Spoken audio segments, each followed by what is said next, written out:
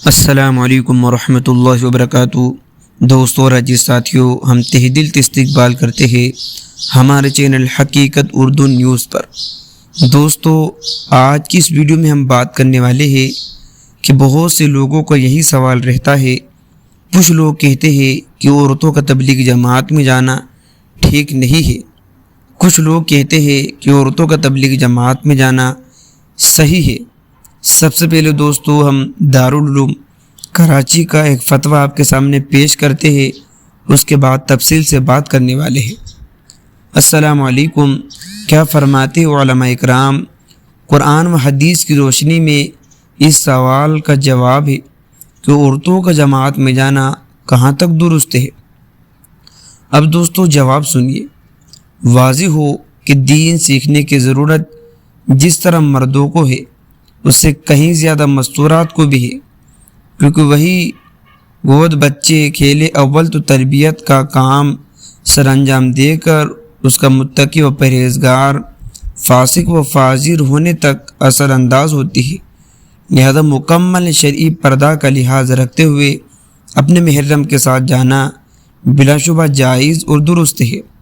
تاہم یہ بات ملوث رہے کہ عورتوں کے لیے تبلیغ میں نکل کر ہی دین سیکھنا فرض یا واجب نہیں بلکہ مباح ہے۔ البتہ آج کل فتنے کا دور ہے، بے دینی عام ہے اور اسی کا سیلاب بڑی تیزی سے بڑھ رہا ہے۔ اس لیے اگر مستورات مندرجہ ذیل شرائط کی پابندی کرتے ہوئے تبلیغ کے لیے نکلے تو اس کی گنجائش ہے۔ اگر ان شرائط کی رعایت نہ کرے تو ان کے لیے جماعت میں نکلنا جائز نہیں۔ وہ شرائط یہ ہے: نمبر 1، عورت کے سر پر سرپرست یا شوہر کی اجازت ہو۔ نمبر 2، اگر سفر شرعی پر جانا ہے تو محرم یا شوہر کا ساتھ ہونا لازم ہے۔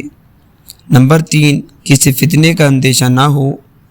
نمبر 4، زینت یا بناؤ سنگار کر کے یا مہنگے والی خوشبو لگا کر نہ نکلے۔ نمبر 5، عورتیں جس گھر میں ٹھہرے وہاں پردے کا مکمل انتظام ہو، غیر محرم مردوں کا وہاں کوئی عمل دخل نہ ہو۔ نمبر 6، دوران تعلیم عورتوں کی آواز غیر محرم مرد نہ سنے۔ تو دوستو، یہ 6 شرائط جو ہے کہ عورتوں کی تبلیغ میں جانے کے لیے یہ 6 شرائط لگائے ہیں۔ دارالعلوم کراچی کی طرف پوری وضاحت کے ساتھ یہ فتویٰ انہوں نے دیا ہے کہ عورتوں کا جو ہے کہ اس دور کے اندر تبلیغ جماعت میں جانا تو بہت زیادہ ضروری ہے، کیونکہ یہ دور بہت خراب دور چل رہا ہے۔